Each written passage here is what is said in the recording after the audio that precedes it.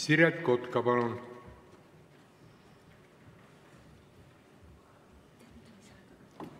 Palun ka 3 minutit lisaaega. Hea istungi juhataja, lugupeetud kolleegid! Ühe demokraatliku riigi toimimise aluspõhimõttes on, et valimised oleksid ausad, läbipaistvad ja vabad. Rahva usaldus peab rajanema vankumatul usul, et nii hääletamisel kui ka häälte lugemisel valija otsust ei muudeta. Riigikogus muudetakse valimisseadust üldjuhul, aga 2 juhul. Esiteks sooviga, et valimiste usaldusväärsust rahva silmis tõsta, või teiseks tahetakse valijate häältega manipuleerida. 2001. aastast on alates loodud Eestis müüti e-valimistest, mis on ausad, läbipaistvad ja tehnoloogiliselt igati turvaliselt. Kõige parema müüdi kirjelduse lõi 13. juunil 2001. aastal siinsamas Riigikogu saalis reformierakondlane Märt Rask. Tsiteerin teda. Arvan, et 3 aasta pärast, aasta oli siis 2001, toonitan, arvan, et 3 aasta pärast on interneti teel hääletamine Euroopas laialt levinud. Kui Eesti soovib infotehnoloogia vallas astuda muu maailmaga ühte sammu, siis tuleb nüüd luua õiguslik baas, millele saaksid järgneda tehnilised lahendused ja et Eesti oleks edukas e-valimiste maa.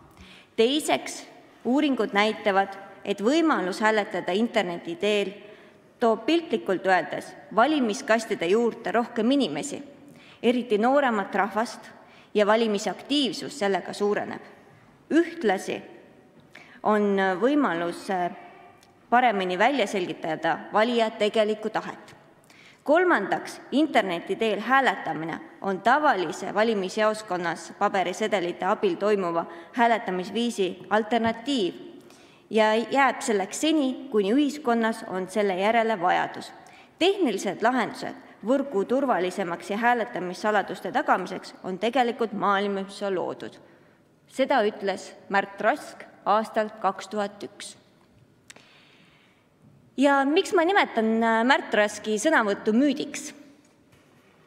Sest kõik tema põhjendused, mis ta tõi tol hetkel välja, miks Eesti peaks e-valimised võtma kasutusele, on osutunud alusetuks. Lihtsustatus öeldes, Eestis kasutavat e-valimiste süsteemi ei ole ükski riik nii Euroopas kui ka maailmas pidanud nii heaks ja turvaliseks, et seda üle võtta.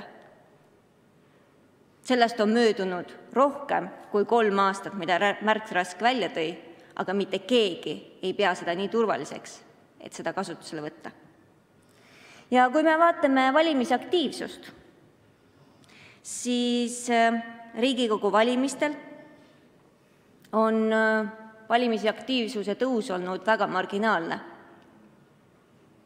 See on olnud 5% läbi aastate, kui e-valimised on olnud kasutusel. Ja noorte osakaal vanuses siis 18–34 ei ole kasvanud. Pigem vastupidi, noorte osakaal valimistel on vähenenud. Lisaks on ka rahvusvahelised eksperdid ja vaatlejad olnud arvamusel, et elektroonilised valimised ei ole Eestis tegelikult meil uusi valijaid toonud juurde. Ja kui Märt Rask nimetas aastal 2001 interneti teel hääletamist igati turvaliseks, siis erinevad ekspertide hinnangul suudab aga iga võimekas arvutihuviline luua pahatarkvara, mis võib meie tänases e-valimiste süsteemis muuta või kaotada elektroonilise hääle nii, et valija sellest teada ei saaks. Muide, maailma häkkerid on nimetanud Eestis kasutavat e-valimiste süsteemi turvalisust väga primitiivseks ja nad on öelnud, et seda süsteemi võiks kasutada ainult koolis, klassivanema valimistel. Meiega kasutame seda Riigikogu ja kohalike omavalitsuste valimistel. Miks me mängime oma demokraatiaga? Miks me laseme Eesti demokraatiat manipuleerida? Seega kõik 2001. aastal esitatud argumendid, millega põhjendati toona e-valimiste õigustatud kasutuselevõttu, on ajaga osutunud blufiks. Jah, Reformierakonna poolt algatatud e-valimised, mida kaitses tol korral Märt Rask, kõik need argumendid on osutunud blufiks. Küll aga võime tõdeda, et Eestis kasutusel olev hääletamisviis, e-valimised, on ebaturvalised, ebaläbipaistvad ning rahvusvaheliste ekspertide poolt tehtud ettekirjutustele on Eestis kahjuks ainult vilistatud.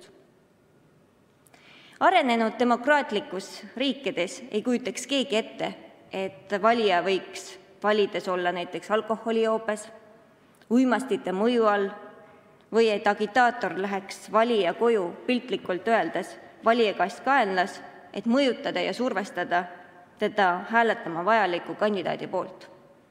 Eestis on see aga kahjuks võimalik. Piisab vaid ID-kaardist ja sülearvutist. Kui e-valimiste eesmärgiks on lihtsustada häälte ostmist, siis kindlasti, jah, me oleme selle eesmärgi saavutanud siin Eestis. Aga sellise teo võimaldamine on kahtlemata oht Eesti demokraatiale. Ja seetõttu, head riigikogulased, kirjutame palun e-valimised valimisseadusest välja. Aitäh teile!